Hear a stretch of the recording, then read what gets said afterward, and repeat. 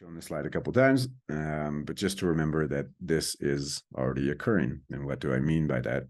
We do have a lot of reports of either accidental ingestion, knowing animals that can get into pretty much anything. And as we, as a society, grow to have further access to psychedelics, it's a good chance that there'll be increased access for our pets as well. It's accidental, as we just mentioned, intentional dosing. And so by this, I mean, typically people who've had psychedelic experiences themselves, and then want to either share that or for some perceived for wellness or support, want to either microdose or give a larger dose of psychedelics to their animals. And then we have malicious as well, where there's no therapeutic kind of mindset or hope of providing support and just giving animals doses of psychedelics. And so these are different, and I think we will have to approach those differently as a profession. And last year, ASPCA released their top 10 toxins, and recreational drugs being number 10, but it's rising, it's growing. And so this, again, this ASPCA, they have a really good kind of summary of a lot of different illicit drug intoxications. So again, I do recommend having a read through that, and as we go into further discussion. And again, this is very much human data, but it lists the comparison of people seeking medical treatment when taking a certain substance. And interesting enough, so psilocybin or magic mushrooms being one of the lowest.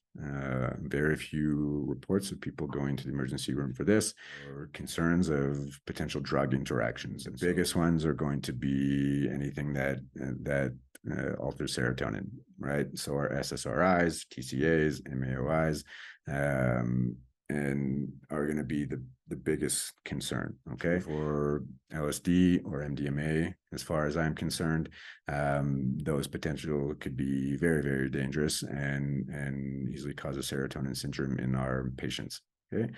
In general, kind of a further caution, this is, I'm sure, going to be a growing list of things to be concerned or watch about. But if it's pediatric or geriatric patient, any cardiac dysfunction, especially when we're talking about MDMA, liver dysfunction, and then any seizure status, any epileptic or any abnormal neuro signs previous to this. Say we're not having an absolute crisis, or we're not suspecting serotonin syndrome. We're suspecting, let's give an example of the patient got into several grams of psilocybin mushrooms, appears normal, but we do see a psychedelic effect that is pretty profound. And so the patient's already several hours into this.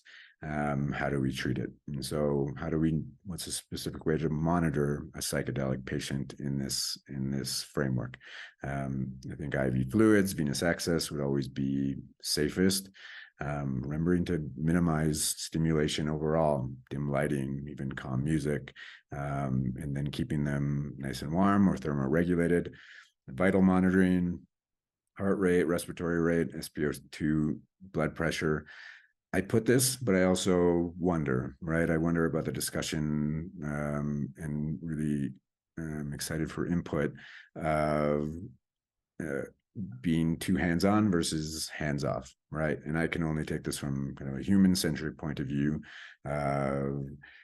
being handled in that specific state, bright lights, things like this, poking, anything you're going to be, could just make things worse for that patient. So it's really going to come down to clinical judgment and what you think is appropriate. And of course, how much you trust the knowledge of that you received either from the owner.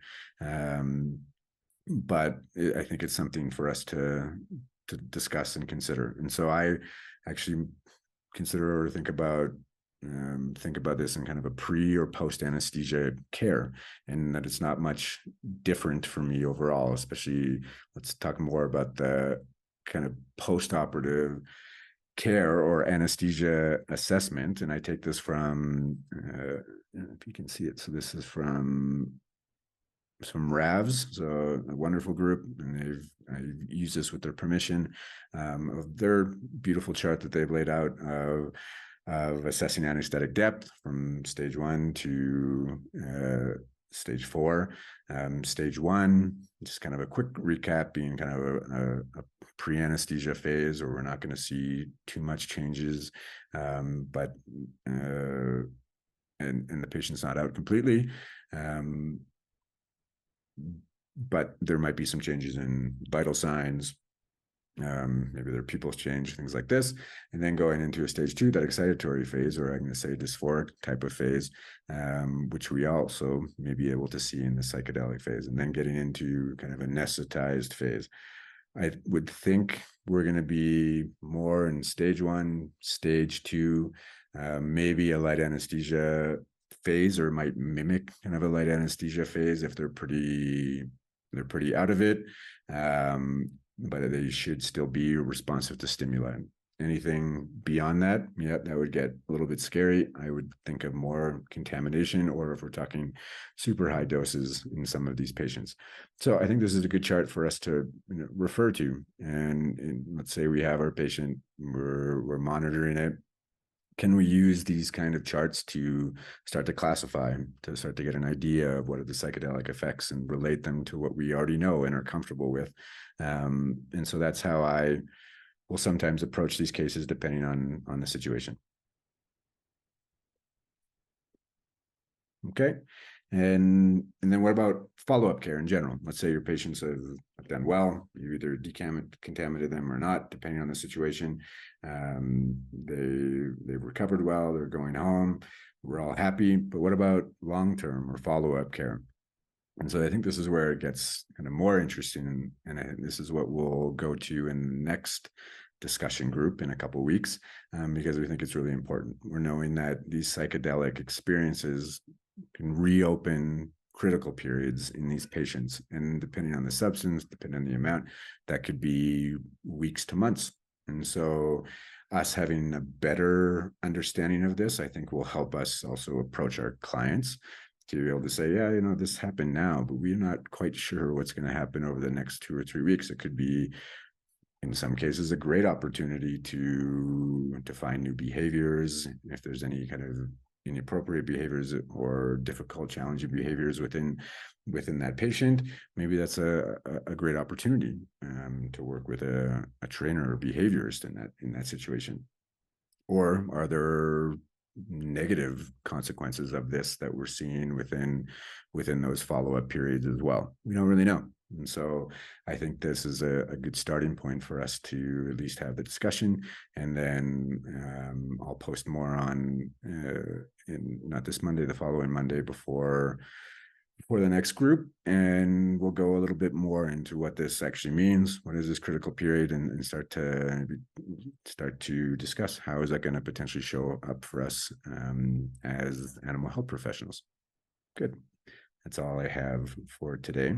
And feel free to reach out if there's any questions that you want to bring up outside of this, or any concerns. Please let me know. I'm always happy to chat about that.